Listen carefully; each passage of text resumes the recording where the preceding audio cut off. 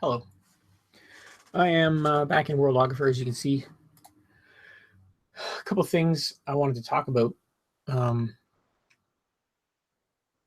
One thing, this is ridiculous. Well, this is new or whatever, but there's a little block here. And it's a note, and I have no idea how to delete it, which is unfortunate. I'm sure it'll get fixed in the next beta release, but, you know, it's a thing. And, yeah. Something I've been doing since I lost one of my files. Originally it was corrupted or something and it won't open properly anymore. So something I've been doing is every day I take my map, I save it as a new name, and I work on that. So if I ever lose it, I've only lost one day's work. Seems kind of common sense, but at the same time, something I hadn't been doing. So there's a trick with resizing these windows.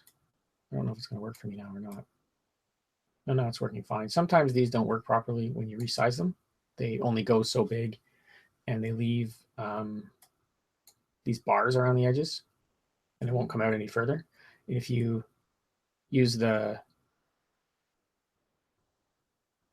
apparently it's called restore down. Anyway, it takes it at a full screen and it shrinks a little bit. It usually frees these up to resize them as big as they can possibly go. Same with this one on this side. And then you can go to maximum screen and move them around, and it's a little bit of a workaround, but it seems to work around. That's what workarounds do. What else do you want to know about Worldographer? There's no quick keys or double use of the mouse buttons or anything that I've found yet. So for workflow, I spend a lot of time clicking on the tool I want and then doing things, and then clicking on the tool I want and then doing things, which is, I'm sure, again, something that'll improve with time. It's a little bit slow for workflow right now, but it's not too bad. I'm looking at this. This is the Elven Forest. Very cliche. I'm planning on having this actually not that populated, but I do want to put some stuff in here today. So one other thing I will say is I set up my ratio for my hexes. I'm going to do this to 17/15. You do preserve ratio, and then whenever you want to zoom in on something, if you want everything to stay nice and clean, so you do a multiple of 15 or a multiple of 30, which is a multiple of 15.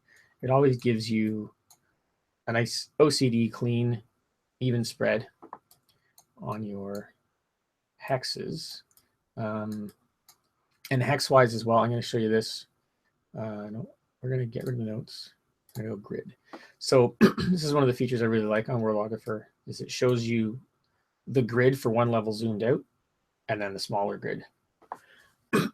So that was one of the things I specifically requested. I don't know if I'm the only person that requested it, but I definitely requested that.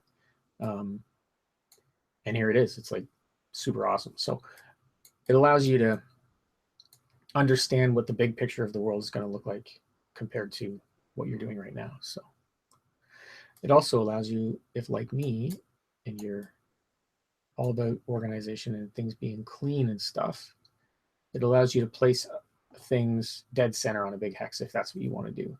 And that is actually something I do want to do. So I want a city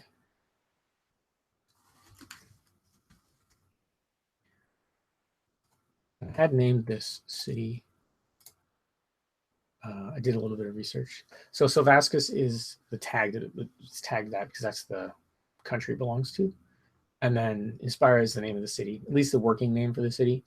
And it is going to be a city, which is probably the only elven city on the whole map. And I'm going to put it dead center here, like that. And there it is. So that's under features. Under terrain now, I've got a filter for DEC for like deciduous stuff, because this is mostly a deciduous forest. And I am going to bring the hills out a little bit so that they, excuse me, so that they wrap around edge of the city a bit like this. The reason I'm doing that is I kind of have the elves, they live common, but the wood elves are going to live mostly up in the hills.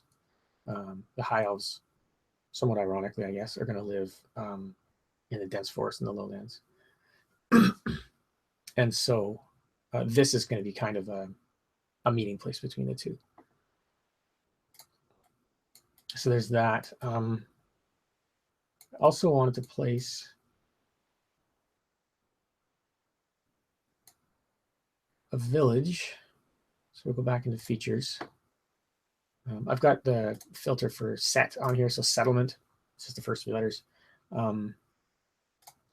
So we want a village, and it was going to be called Mercor.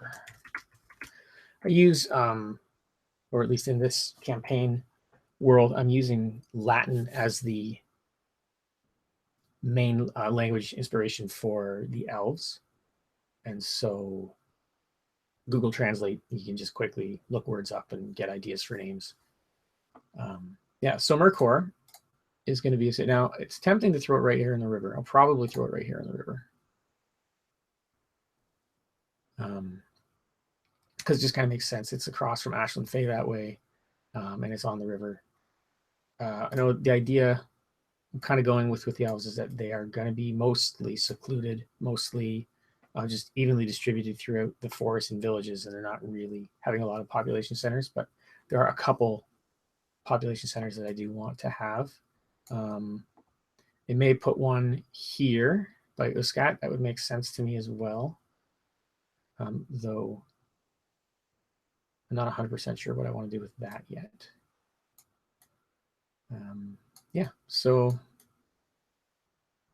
that's that. Now, something I definitely do want to do is work on this border here. So that's going to be terrain. We're going to go jungles and mountains. Now, I'm going to have this creep down a little bit here. We don't need the grid for this. Do we? Yeah, I actually do. I want to make sure that I stay reasonably close to this line. So this jungly bit is going to kind of swing up.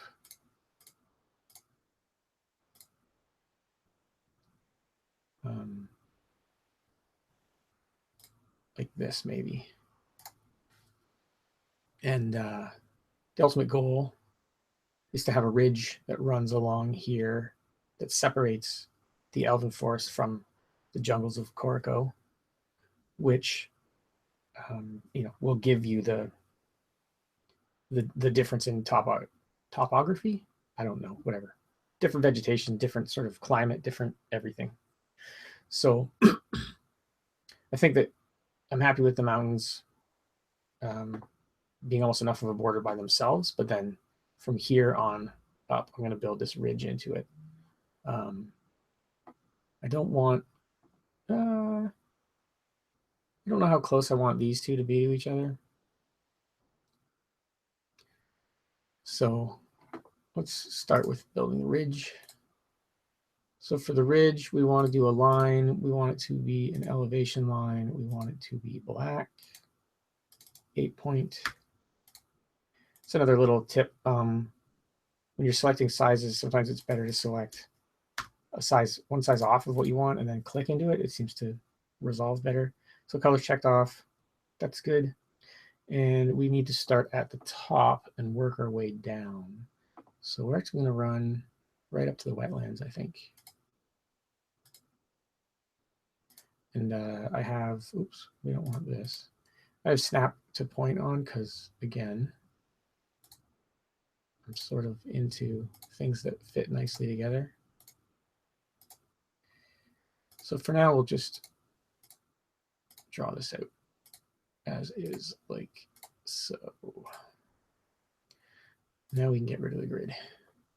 We can deselect that.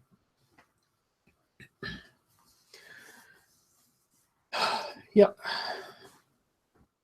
I'm reasonably happy with that. We'll go back into terrain now. And I don't want to spend a lot of time working on Corico. that what it's called? Yeah, Corico. I don't actually have any players that have characters from here, and the adventure's not taking them here anytime soon. So there's no drive to really flesh it out right now.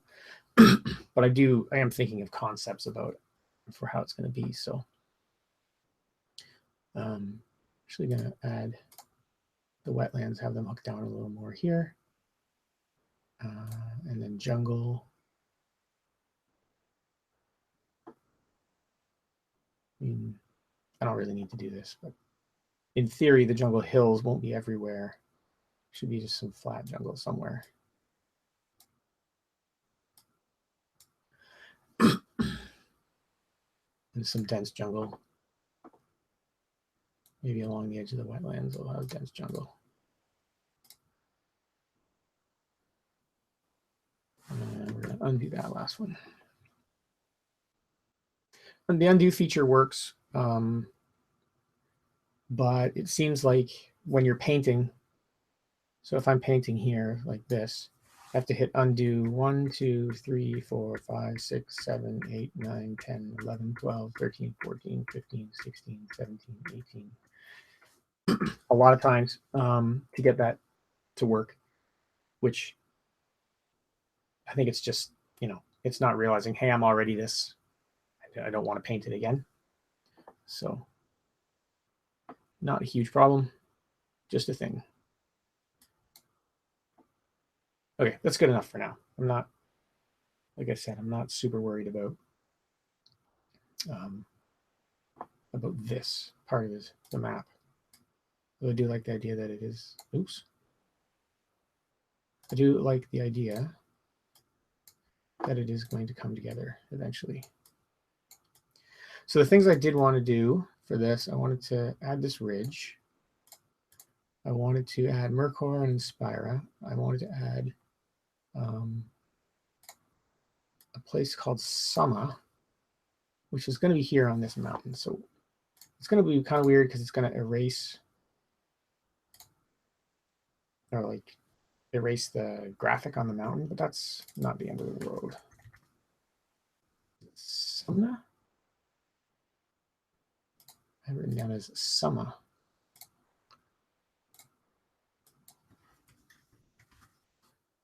Yep. Okay.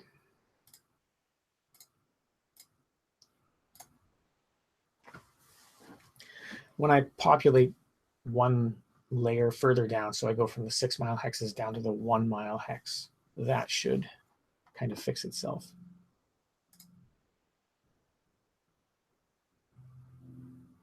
I kind of want to move this up to one of these spots too, but I'm going to resist the OCD nature. Stick with what I've got. So Inspira or Inspira is basically in the center of the kingdom.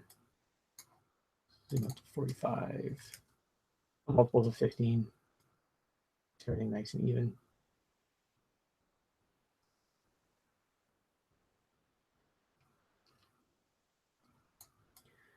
So we've got a couple towns. I don't really know what else to do here.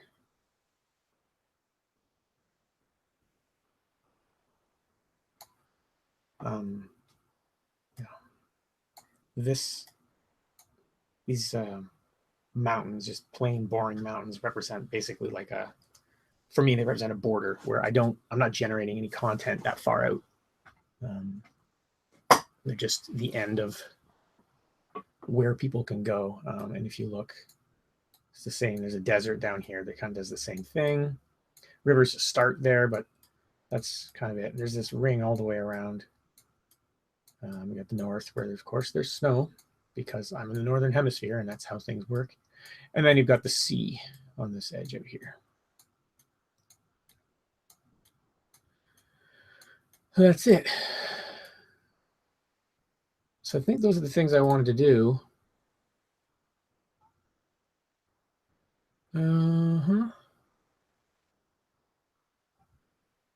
That's it. And I talked about a couple of the quirks and oddities with the program.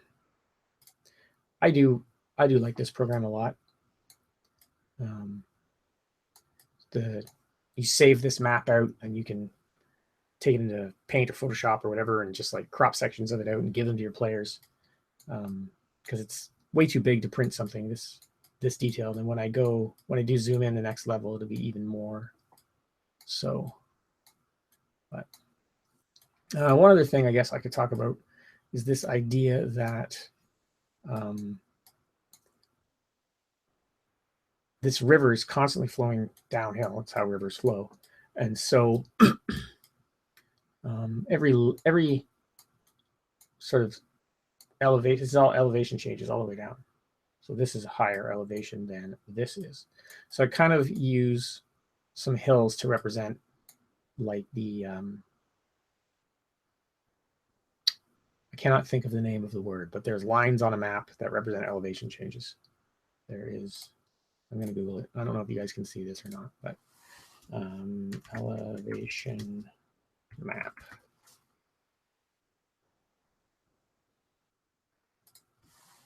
Name. Topographic map. There you go.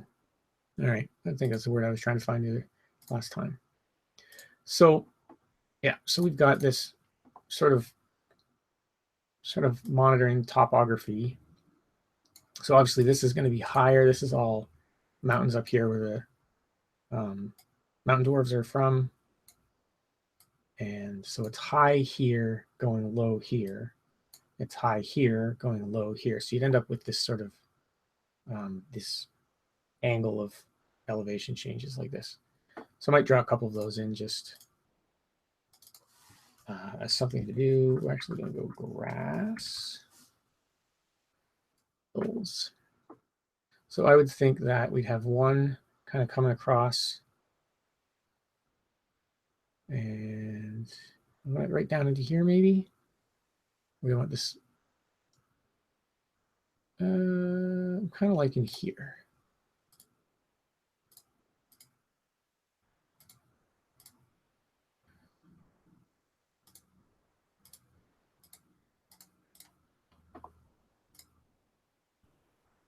And we'll get rid of that. Not 100% happy with that, so maybe add in some of that. So this sort of step down, lowering. Not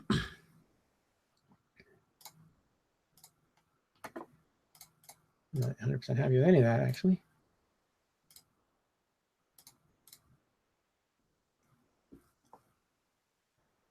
And nope, I don't think I like that either.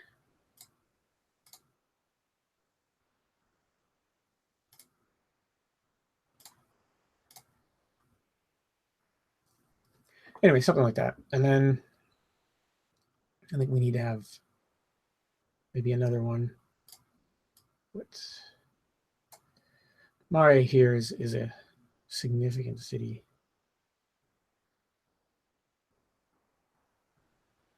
I wonder if I could do one. Not really. Low here, maybe the one that comes out of here and comes down like this.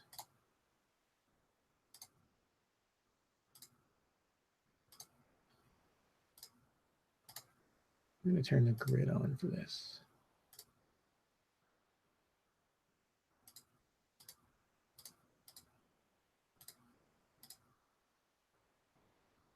Now, I don't think it's Savannah. There's no option for. Yeah. Oops. I wanted to push. Let's see what other hill options there are. I like the idea that the influence of the elves has spread across and sort of put some trees on this side of the river. We do shrubland hills in here, I guess.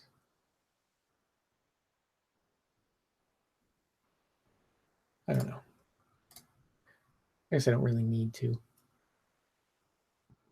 Anyway, you've got this sort of topographical swing coming down like this, like this. And then I feel like there's room for one more. So this is high here, and all across here is high. Getting lower as we go this way. So maybe it comes off of here to here.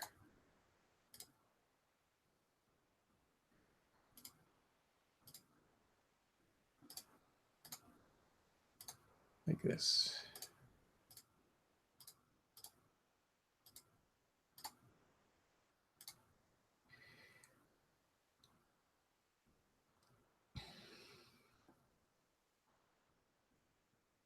So then, yeah, so you end up with this sort of idea that this is all one level, this is all one level, you know, slowly tapering. This is slowly tapering, and this eventually ends in the valley where Aberystwyth is. This is the high point, which would be an equivalent high point here, but this just hills, hills, hills all the way up into the mountains. I might have this a little more hilly in here as well. Yeah, so that's sort of the topographical view of this area, which I don't actually even remember the name of it. It's Aprathus, apparently. It's the Centaur Wilds or the Centaur Lands. And I'm not done with it at all, but it's here. If you look at the, you can probably see it anyway, but if you look at the big grid, it takes up 4 spaces. It's actually a significant chunk of the land of Ronia, but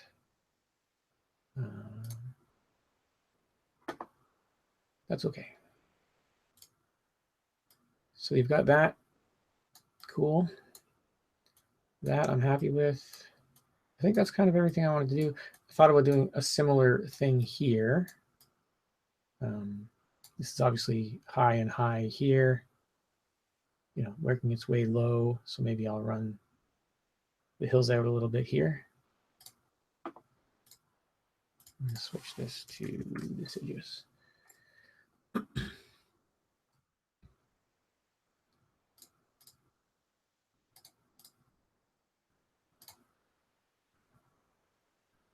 So this is highland here. So this is swinging down this way and down this way.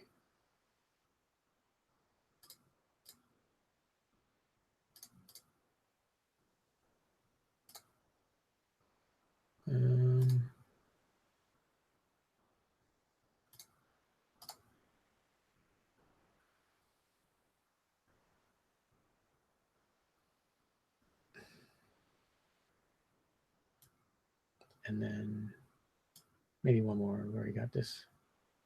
He's coming up. I'll have it bow out towards the river a little bit.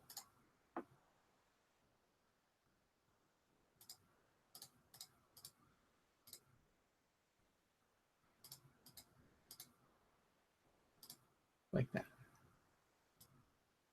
So again, just trying to get some topography into the design, and then I can go in later and texture this a little bit. Maybe I'll do a stream. Oh, I'll try to show that on the next stream. Anyway, this is where we're at. This is what's going on. I'm really starting to like the way this is coming together. I think that, like, I have Hexographer 1, but I feel like this is more enjoyable to use. It's very possible that I'm imagining things. But Hexographer 1 I used, but I stopped using it, and probably because I knew Worldographer was coming, I probably just gave up on Hexographer 1. I'm sure I could have done all of this stuff with that too, but I feel like this is just maybe like it's a little cleaner. The program is a little cleaner, and I, you know, the improvements are coming a little faster, which makes sense because Joe's actually working on it all the time.